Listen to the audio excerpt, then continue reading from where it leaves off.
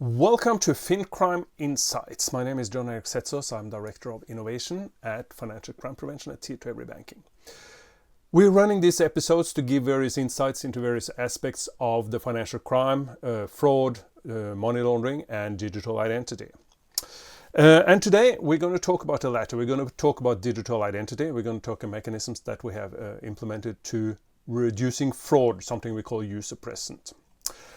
To help me with this, I've invited Bjørn Annaniassen. He's the Principal Advisor for Identity and Trust Services. So welcome to the show, Bjørn. Well, thank you, Erik, for having me on. Great to have. I mean, we've known each other for a long time, and I know you're an expert in this area. But could you give me just, what is your role in FCP right now, and how long have you been doing this? Well, I did, to look back a little bit, after spending 10 years in consumer electronics, I started my identity journey back in 2010, 2011.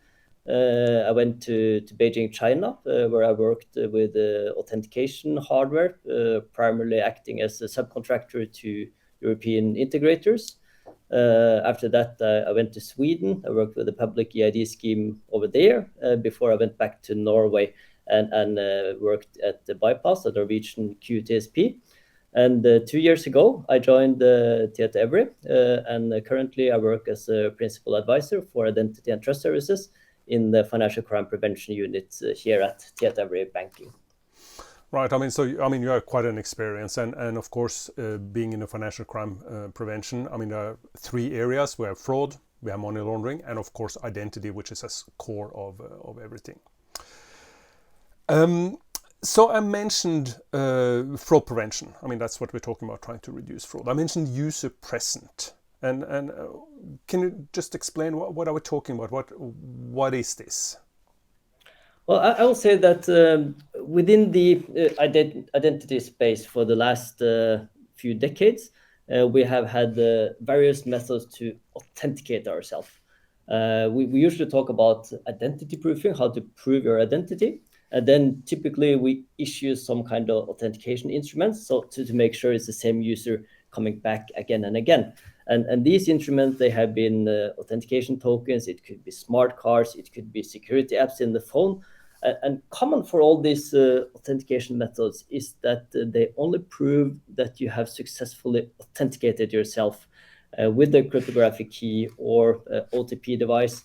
We usually know who is the owner of this device, but we see that in many cases we have no idea who was actually using the device to carry out as a successful authentication. And to try to combat this problem, and here at the Tier 2 Every Banking, we are developing solution for banking only. So as you mentioned, Erik, we are. Our target is to mitigate financial crime, and we want to make everything we do secure. So by having a method so that we can verify that the user is actually present, we know who is authenticating themselves, and we know that this is happening in real time.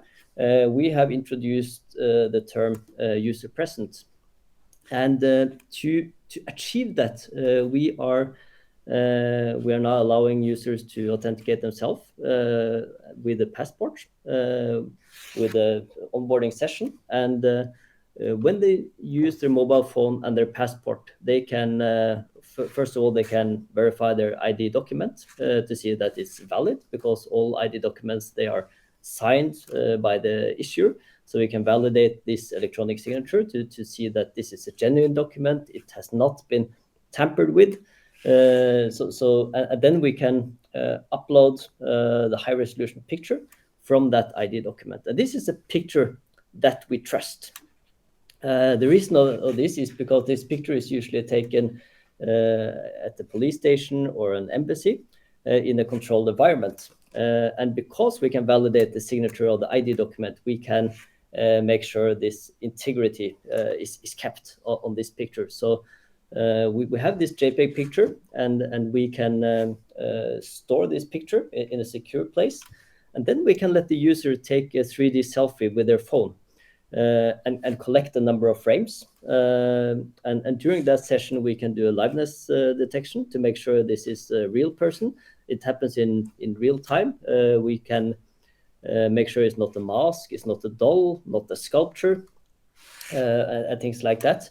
And then we can store one of these frames in our server, and then we will take the two pictures. We take the picture from the ID document, the passport, and then we take the picture taken by the phone in real time. And then we can create two templates, biometric templates, where we calculate 30 different biometric features, and then we compare all these values to get a face match. To make sure it's the same user that are in front of the camera that is owning the ID document. And by collecting all this information, and later on, if I want to authenticate myself, instead of using the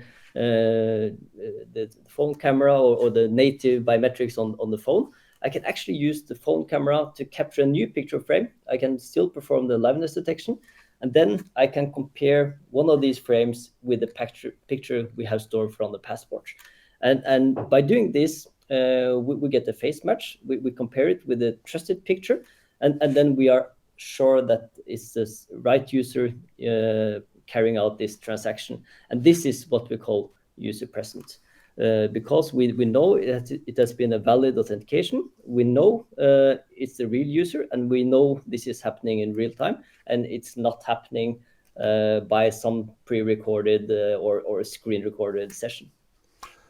Right. So the problem we're solving here is assuring that it's actually the owner of the EID that's using it right now. And this would be relevant in cases where somebody had taken over your identity, or it could be like a close relation fraud, right? Somebody living in your household wanted to take up a loan in your name. Exactly. So within the banking lifecycle, we are using this not as everyday authentication method, but when we see something suspicious happen, or we see something that we know that involves a high level of risk, then we can use this kind of method as a step-up authentication. And as I mentioned, we do this for banks. So if I want to send you a large amount of money, we want to make sure it's actually me and not an attacker that has gained access to my mobile banking app or my internet banking. So to prove that, if I want to send you $1 million, then yeah, please do. We can try later. and then if I want to do that, we want to make 100% sure, and then the bank can send you a push notification in a secure channel directly to the banking app, and they say, now we're about to perform a large payment. We can explain the context, what is going to happen, to try to avoid the kind of manipulation aspect. It's important to inform the user.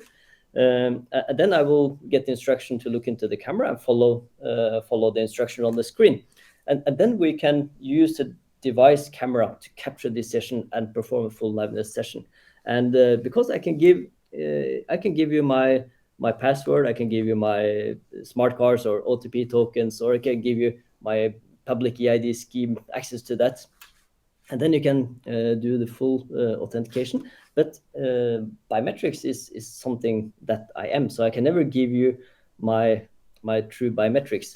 So with this layer of protection, I'm quite sure that my family members, they cannot do transactions or any high risk events in the banking sector without me knowing it. And of course, we are concerned about account takeovers. If there is an attacker sitting in another country trying to reactivate my mobile banking app on a new device, this is a typical risk scenario where we can, instead of waiting out, for example, a grace period for 1 day, 2 days, 3 days, we can actually do a live biometric verification to get the user present aspect, and then we are pretty sure it's the right person, and then as a user I can start using the financial services right away.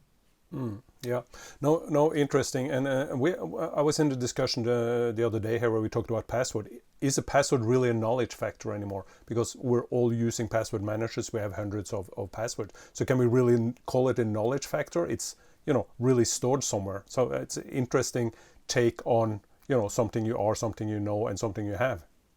Yeah, I fully agree. I will say that in all the current deliveries that we do for the banks, there is no passwords. That is something that belongs to the past from our side. Right. So we have a passwordless solution.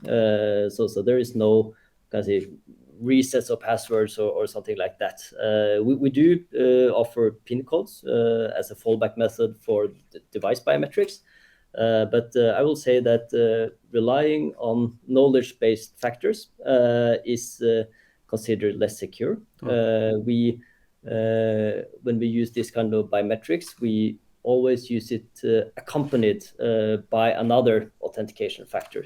So typically during the enrollment, we have something you have, which is your ID document. We verify that. And then you have your biometrics, which is something you are. Exactly. Then we have two factors for the enrollment. And later on, when you use this as a secure biometric ID, we also have two factors because we have the secure biometric ID I mentioned, and then we also have the cryptographic keys stored on the device to get access to your mobile banking app, to open up, check your balance and everything. So in order to get in a position where you're allowed to present your biometrics, you have already authenticated yourself with the cryptographic keys stored on the device.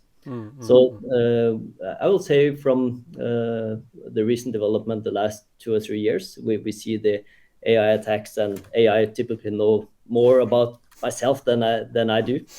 Yep.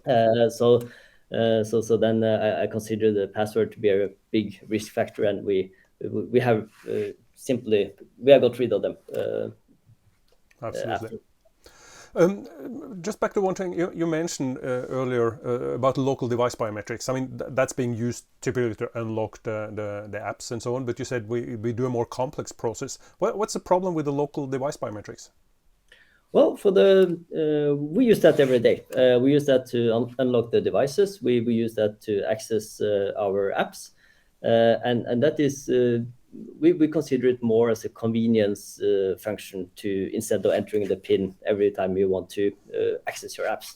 And device biometrics is something you enroll by yourself. It's not enrolled in a secure environment.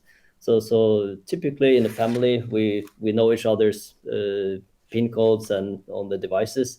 We can, for simplicity, enroll our faces or fingerprints to each other devices. With or without the knowledge of the owner of the device.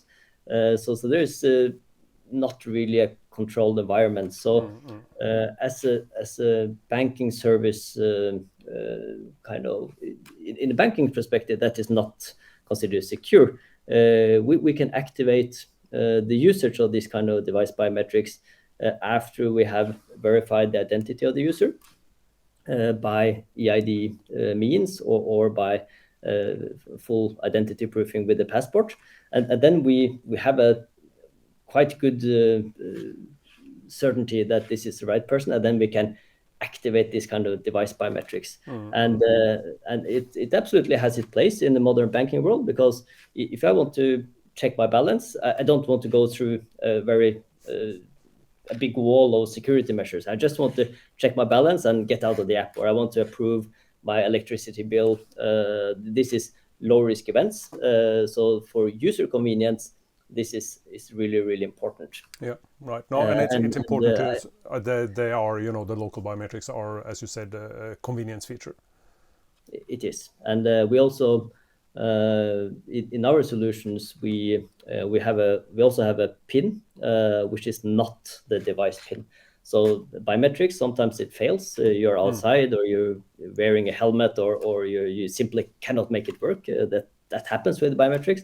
Then some authentication solutions, they have a fallback to the device PIN, which is known by typically more person than yourself, especially within the family. But in our deliveries, we allow the user to set the unique 4-digit PIN on the banking app, so that even though if the biometrics fails, you cannot simply enter the device PIN because it will not work.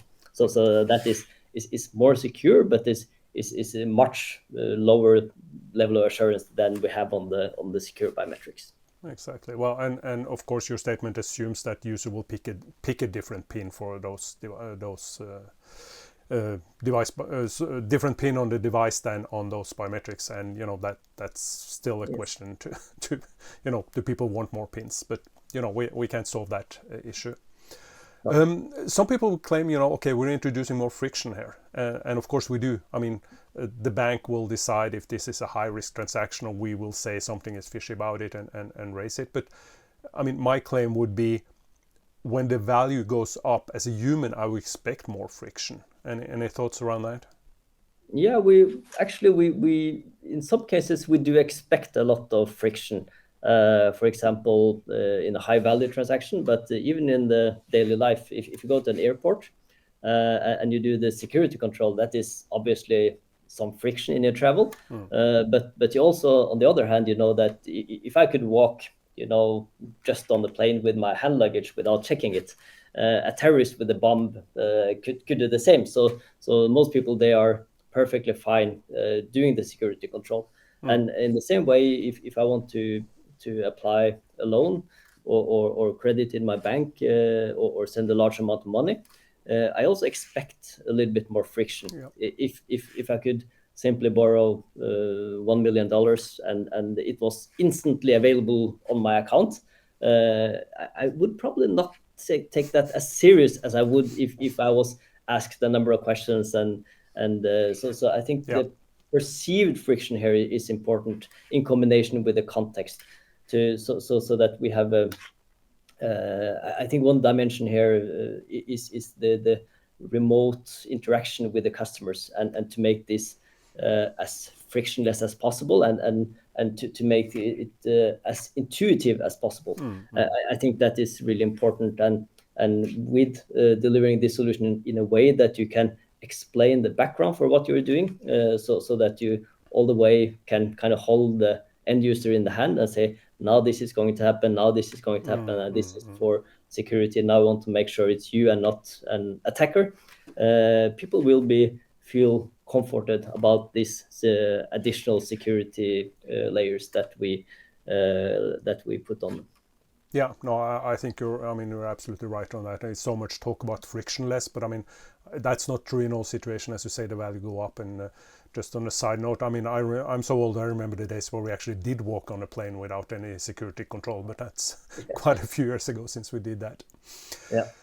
No, this was very interesting, and thanks for sharing your insights on this, Bjørn. I mean, using a trusted sample that we collected from the passport or ID card, and comparing with that in high-risk transactions to as a part of reducing fraud, either by close relations or somebody doing an account takeover.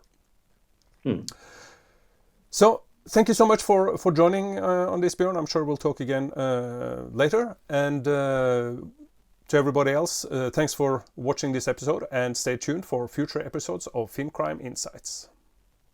Thank you.